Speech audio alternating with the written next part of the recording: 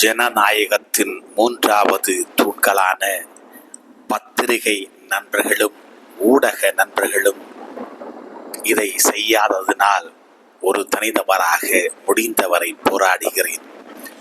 கொல்லங்கோடு நகராட்சியின் தூத்தூர் புனித தோமையார் நகர் பகுதிதான் நீங்கள் பார்த்து கொண்டிருப்பது. நண்பர்களே, எத்தனை மக்கள் வாழ்கின்ற இடம், எத்தனை லட்சம் ரூபாய் இங்கு வரியாக அளிக்கின்ற இடம்.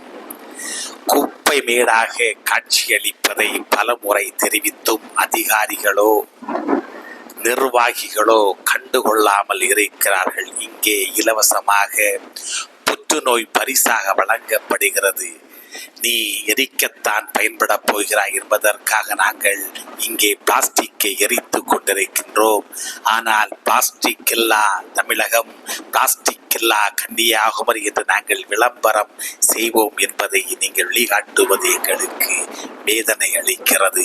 அரசு இதை கவனிக்காவிட்டால் பதில் சொல்ல